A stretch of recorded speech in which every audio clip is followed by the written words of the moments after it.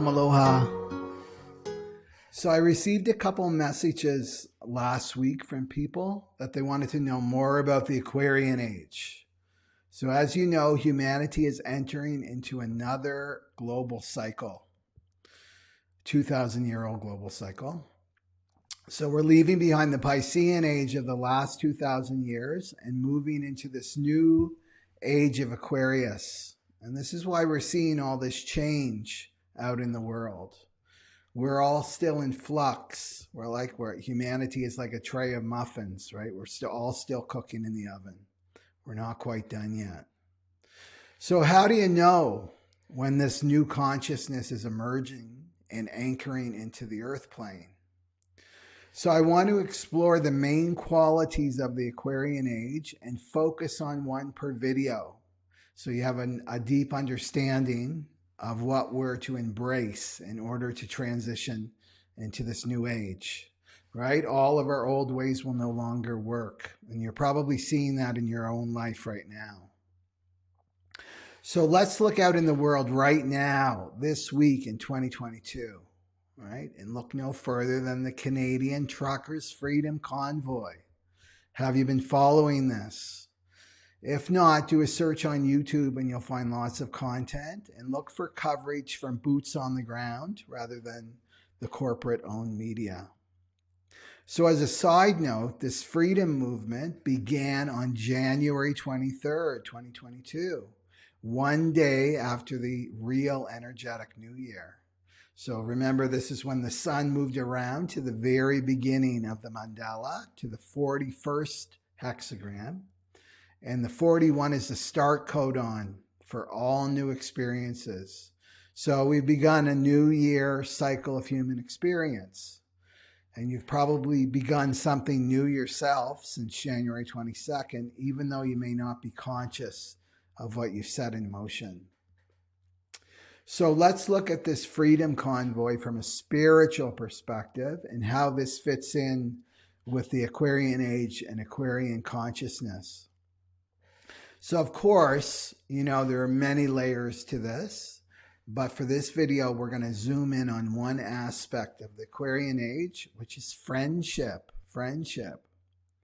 So we're seeing the reemergence of the spirit of friendship through this freedom convoy. People from all walks of life uniting for a common cause, freedom.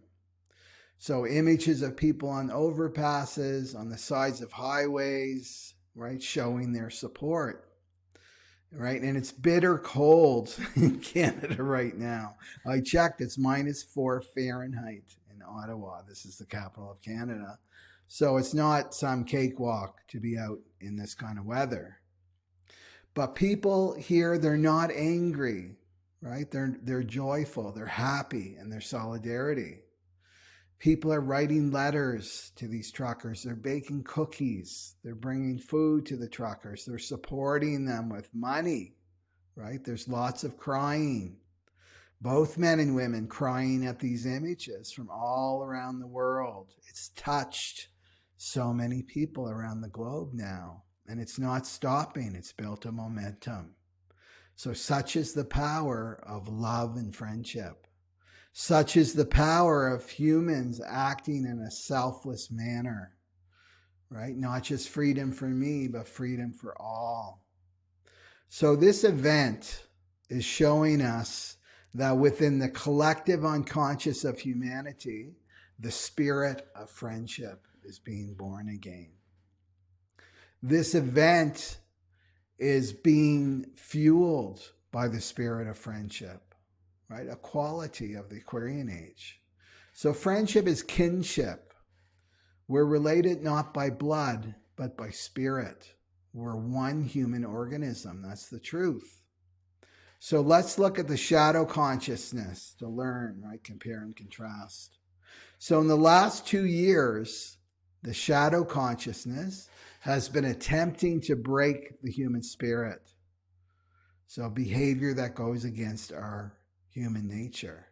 Things like keeping us apart, hiding our faces from one another, basically demonizing our humanity.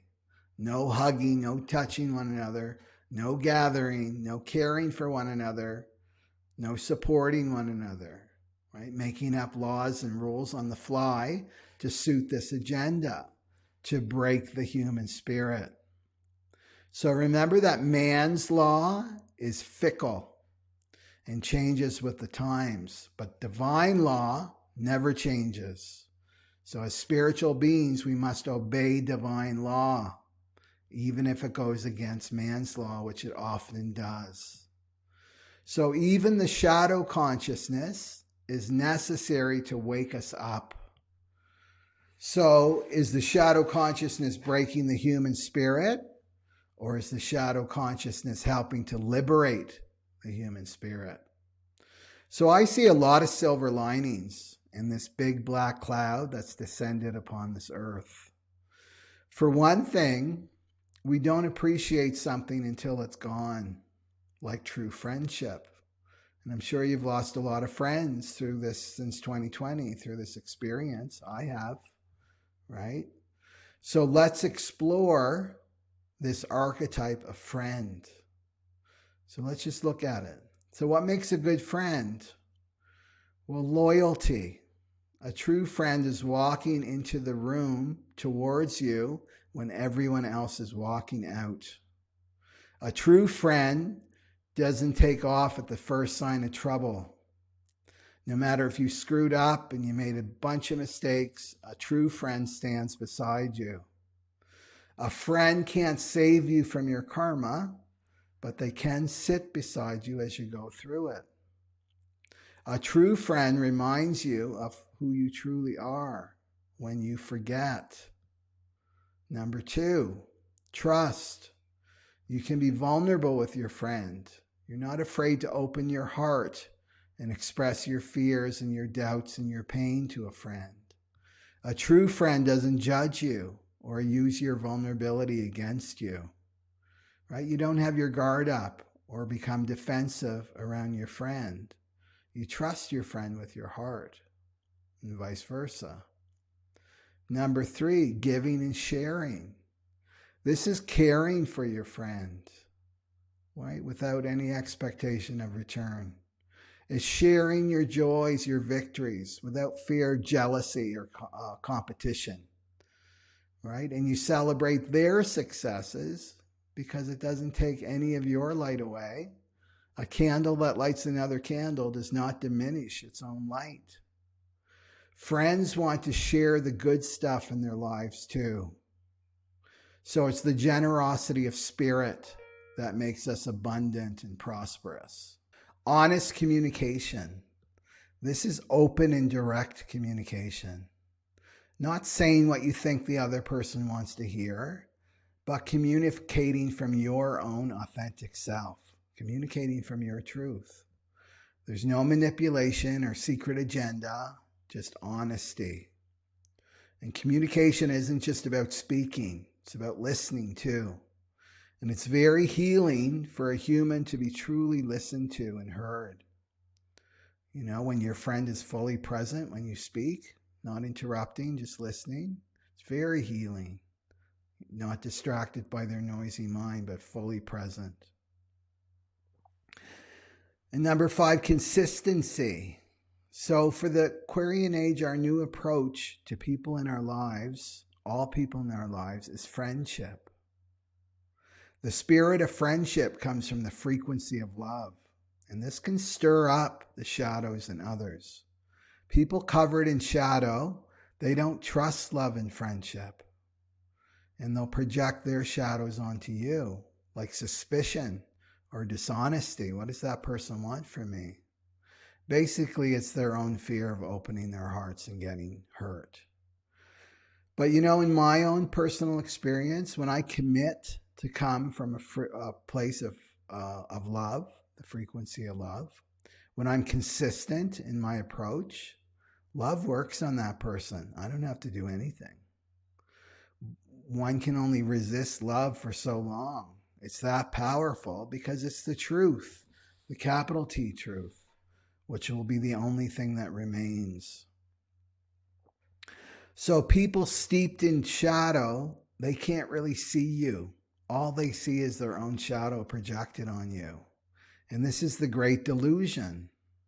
Until they see their own light, until they raise their own frequency, until they recognize their own inner love within, only then can they see you.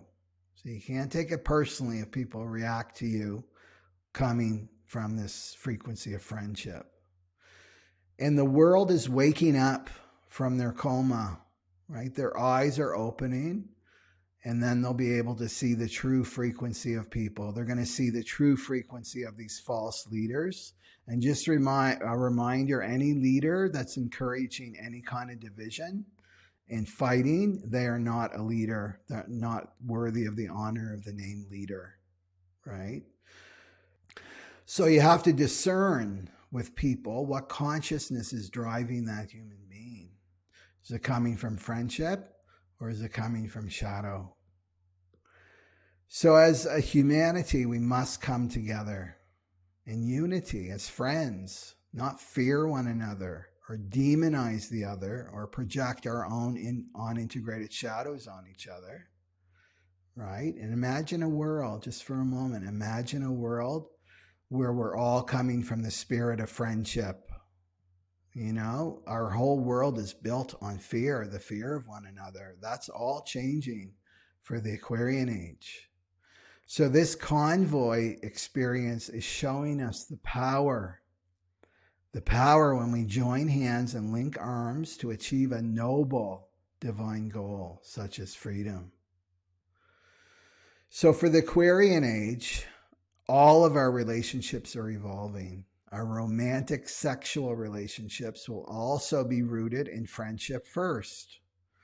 The desire nature, which I talk about in my webinars, the 2027 webinar on the future of relationships, the desire nature is changing for the Aquarian age. So we're no longer going to be attracted to one another at a karma or sexual desire. That genetic drive won't be about procreating and keeping the species alive. We're on to the next lesson as a humanity. The real attraction will come from the soul of each person. This is the great merger. So one soul in two bodies, and yet still self-sovereign and complete as one body, one person, right? Another huge paradox of the Aquarian age. So friendship's been devalued in our world. You know, the sexual partner is the most auspicious. They're the top of the heap and sought after, right? This is the most sought after relationship for people. And friendship between male and female is seen as a demotion, right? A demotion, but not for the Aquarian age. Friendship will be the highest form of relationship.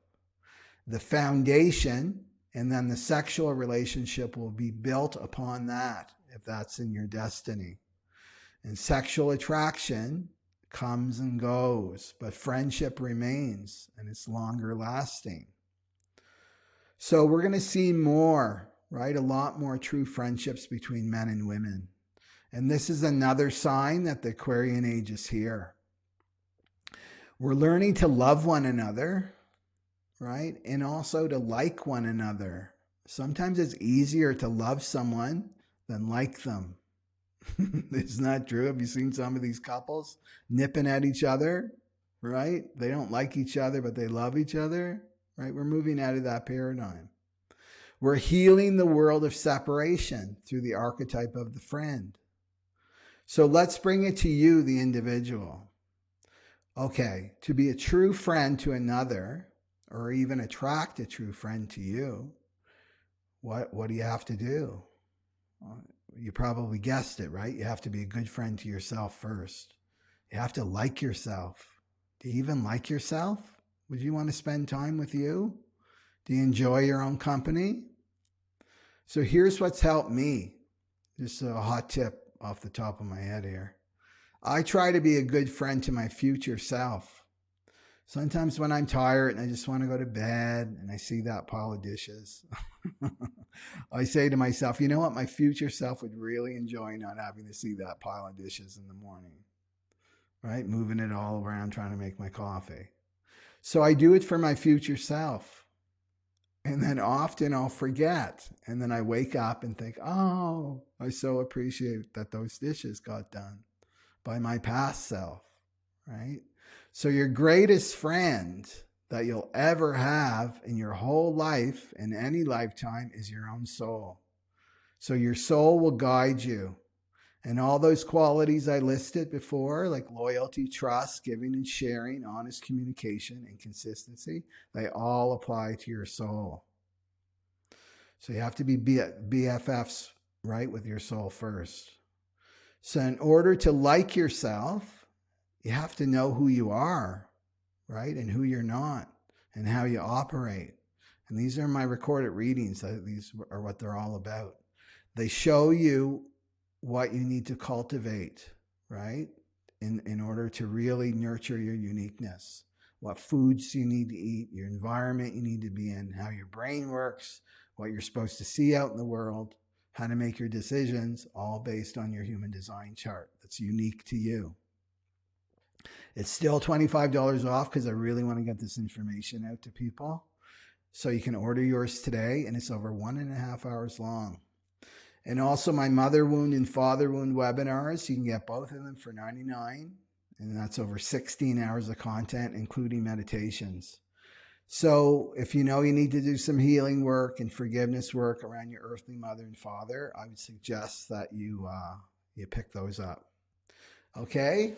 So please leave your comments, and thank you to everyone who's donated or purchased one of my products or services. I really appreciate it. It keeps me going on the material plane.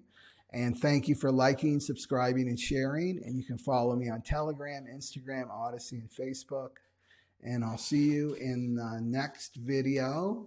And also to sign up for my free newsletter so that we stay connected. Okay. Sat Nam Aloha.